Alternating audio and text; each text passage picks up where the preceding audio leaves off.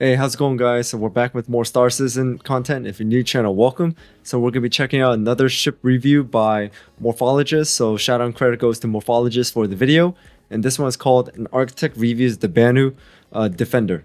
Now I have some idea what the Banu Defender is. For one, it's not human made. It's alien. It's an alien ship. But I don't think I really went into depth about like the details, its capabilities, its weaknesses, and things like that. But let's see what Morphologis has to say. Like the positive aspects, the negative aspects, like what they could have done better or what they should work on if there ever is an update. So without anything else, let's just jump right into it.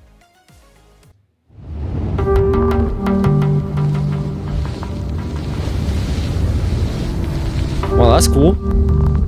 The exquisitely detailed gold-laden carapace of the Banu Defender begins to ask some very interesting questions. What is the future of design, and if we were to ever encounter an alien race, how might their ships be created? It's Hey cool. guys, Morphologis here, and welcome back to An Architect Reviews, the series in which I use my professional skills in the field of architecture to examine something in the digital world. Today we're behind the wheel of the Banu Defender, the newest alien ship to make its way into Star Citizen, and we're going to be examining it in a little bit different of a way. We're going to be looking at it through the lens Looks really of cool. architectural theory as opposed to practice, as its design language is so alien to what we're used to seeing that it needs a completely different kind of explanation. So this won't be so much a criticism as it will be a dive into what the future might have in store for humans in a super advanced civilization, or possibly super advanced aliens should we ever come across them.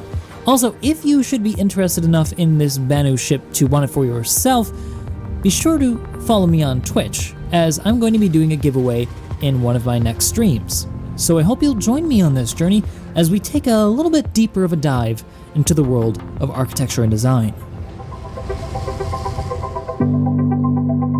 I'm really excited to see what's unique about Now, the ship. immediately, some of you may be wondering, how the heck does a ship like this have any connection to the real world? And I can understand that sort of response, but as we begin to draw some comparisons, you'll start to see it more and more clearly. Looks like there's a Let's pilot begin and today co-pilot. with something that we currently use in architecture called parametric design.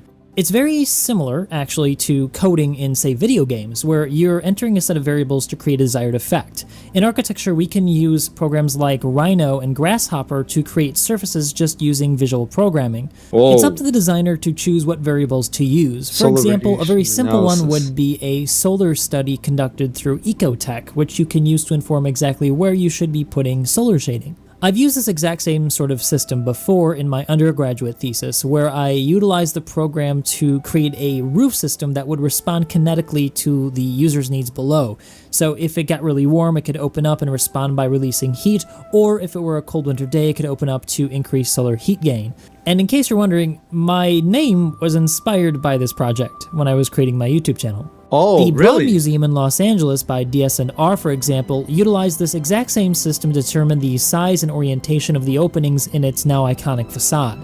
One step beyond this might be utilizing not only parametric design to create the facade's orientation, but also to consider the material itself and how it might respond to the environment. This project, called the Hygroscope, created by Akim Menges in collaboration with Stefan Reichert, uses parametric design not only to create the facade's orientation, but to also consider how material can be used to either induce or reduce airflow depending on humidity and temperature. This, though, is a model and is very theoretical about what we might accomplish in the future.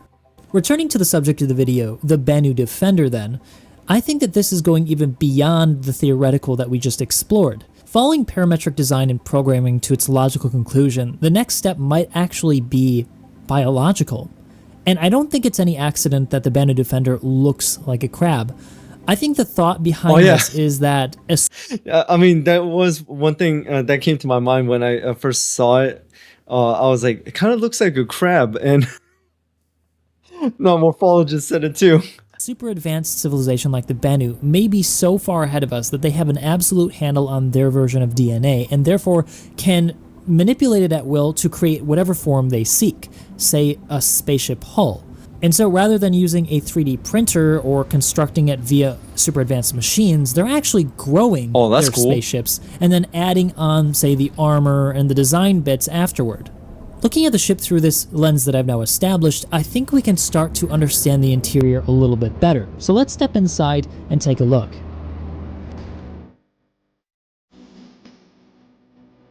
Full staircase or stairway. The hard carapace of the exterior is contrasted by its soft innards, which is both organic and technological in nature.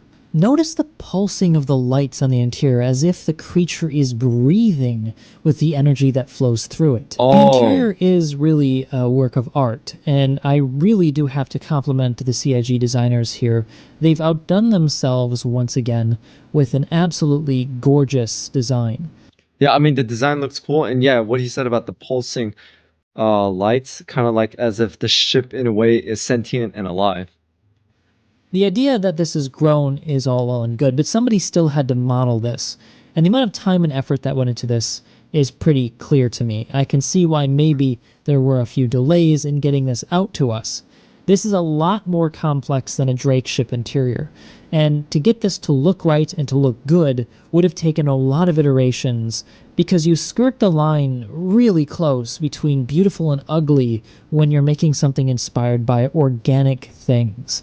It's not easy to pull off, and I think they did actually pull this off. The eccentric nature of the organics combined with the eccentric nature of the Banu who occupied this space create this incredibly ornate interior where every nook and cranny has some detail waiting to be found. Even something as simple as a door is thought of organically. The stairs themselves are rib-like, with the lights being integrated into those ribs and bone structure. The cool blue lights do give it a much more alien feeling, but at the same time give it a much more calming feeling for it. Yeah, I mean, right here, it really does look like ribs in a way. So I guess in a way, this ship was like modeled to make it look like a whole creature. The lights pulsing, kind of like a heartbeat, and that look kind of giving a skeletal structure and everything. So that's really cool. I didn't think of it that way. Its otherwise very claustrophobic size. And the warm lights on the floor Yeah, it's not also that give big. it a little bit more warmth than it might not otherwise have. I also like how they're integrating everything into the bone structure of the interior, like lights, controls. Even the canopy itself is very much organic, like an eye of some kind. But what about the interior from a design standpoint, as in the amenities? Well, it's hard for me to judge the success of this space based off of human needs, because this was designed for an alien race. It seems they Is that a lay bed? down like we do, but do they excrete like we do? I'm not so sure, and so the lack of a bathroom I don't think is something that I can really peg this design for. Something I find interesting about this ship, though, is that despite its relatively small size, there are 2 pilots and 2 beds, which leads me to believe that the Banu have an entirely different way of looking at fighters. It seems that it's not co-pilot and pilot because there really is no hierarchy here. It's more like there are 2 pilots flying in tandem, maybe something like Pacific Rim. Co-pilots. And I think that is actually in the lore, if I'm not mistaken. It's created this very Pacific Rim, yeah. interesting spatial feeling where there is, like I said, no hierarchy to it.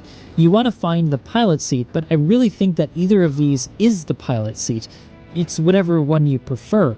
You can't really fly with another human, that's not how our brains work, but you could have a co-pilot managing your systems at least. It seems the Banu are going to be utilizing this ship to its fullest potential, as it is designed for them in the lore.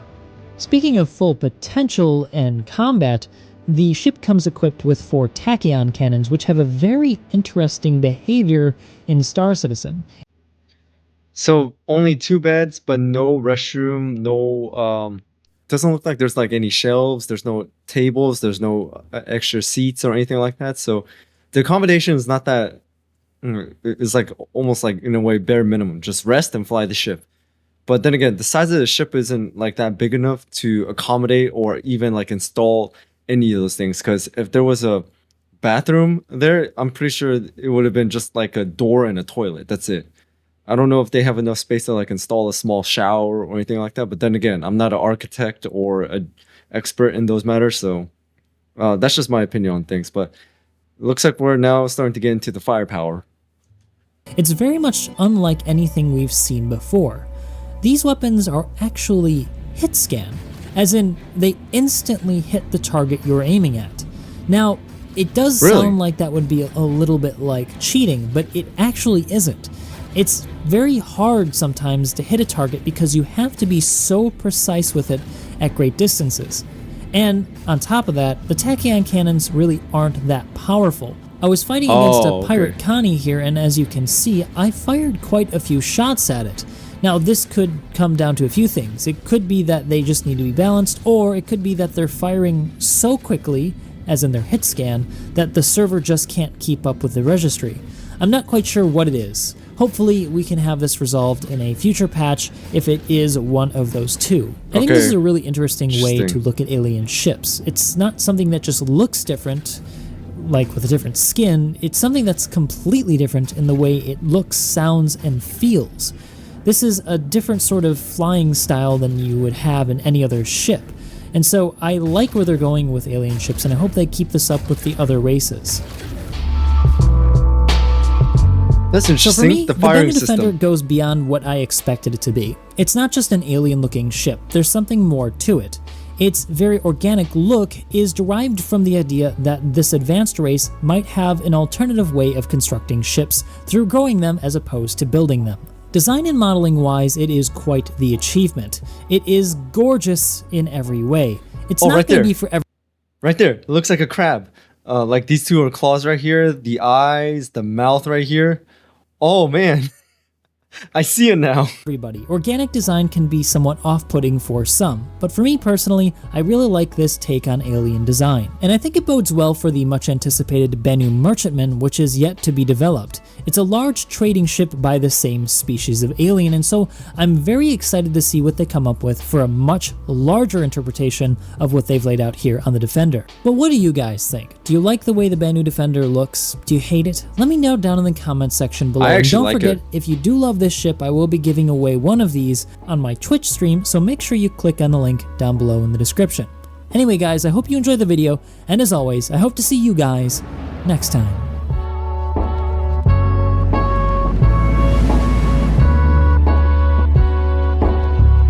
It's a really cool looking ship though.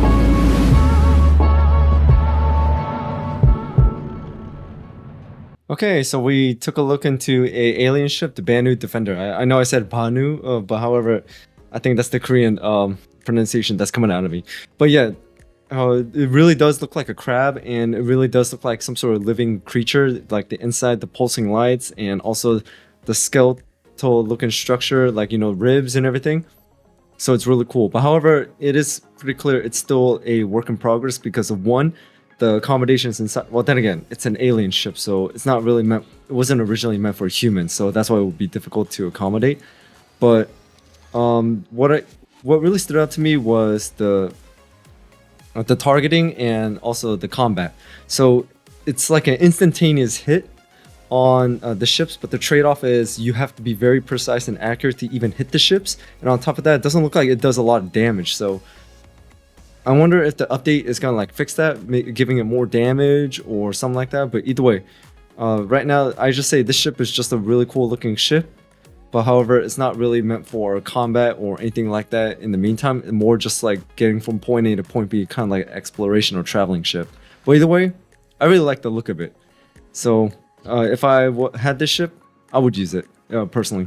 So that's all I got for today. So again, shout out and credit goes to the Morphologis for doing another great review. And besides that, thank you so much for tuning in, guys. I really do appreciate it. So make sure to hit that notification bell so you know when I drop another star system video, maybe another Morphologist or Astrohistorian. We'll see how it goes. And also make sure, if you guys haven't already, join the Discord, because that's where I mostly give out my updates to all my members, like everyone in the Discord community. And also we talk about like video games, video reviews, or reaction recommendations. And on top of that, it's actually easier to reach out to me if you guys have questions, because I literally have an entire text channel on Discord that is just about questions, like questions about me personally, or questions about like, have you ever thought about like maybe getting to this game or this universe? It's a lot easier to reach out to me there instead of the comments section, to be honest, because sometimes the comments don't really notify me through phone or laptop, so sometimes I'll miss it. But anyways, shout out to all my members, subscribers, viewers. You guys are amazing. Thank you so much for support, guys. I really do appreciate it. So without anything else, see you guys next time.